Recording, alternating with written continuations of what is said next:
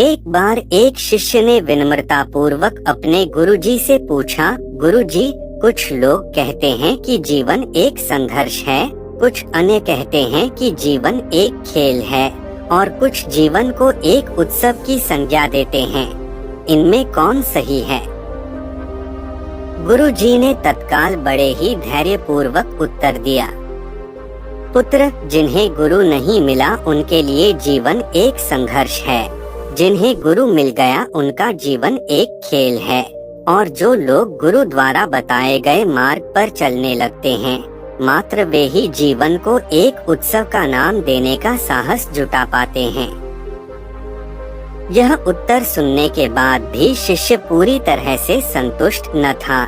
गुरुजी को इसका आभास हो गया। वे कहने लगे, लो, तुम्हें इसी संदर्भ में एक कहानी सुनाता हूँ, ध्यान से सुनोगे तो स्वयं ही अपने प्रश्न का उत्तर पा सकोगे।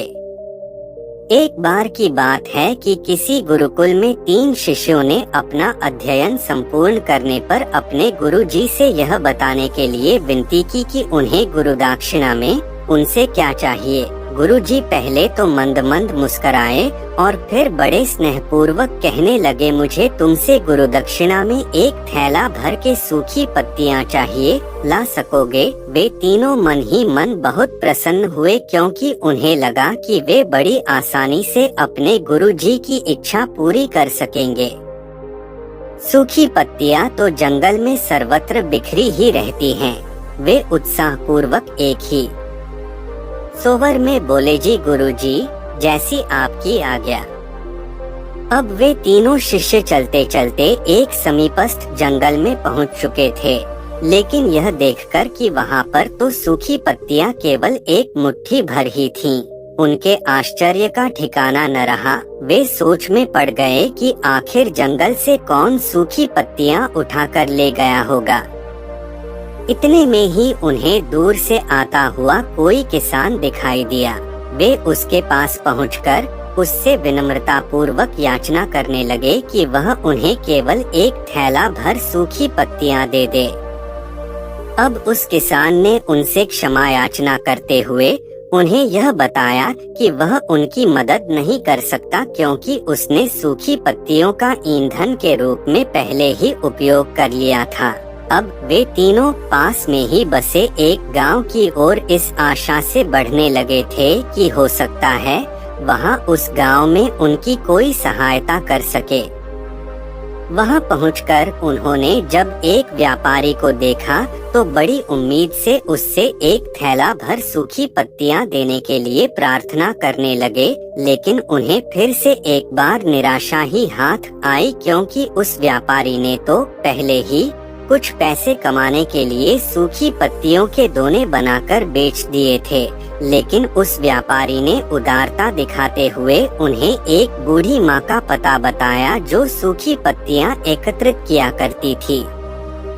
पर भाग्य ने यहाँ पर भी उनका साथ नहीं दिया, क्योंकि वह बूढ़ी माँ तो उन पत्तियों को अलग अलग करके कई प्रकार की औषधियाँ बनाया करती थी। अब निराश होकर वे तीनों खाली हाथ ही गुरुकुल लौट गए।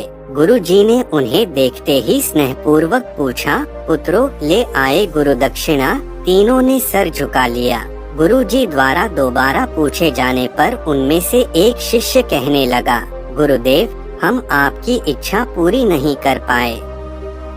हमने सोचा था कि सूखी पत्तियां तो जंगल में सर्वत्र बिखरी ही रहती होंगी, लेकिन बड़े ही आश्चर्य की बात है कि लोग उनका भी कितनी तरह से उपयोग करते हैं।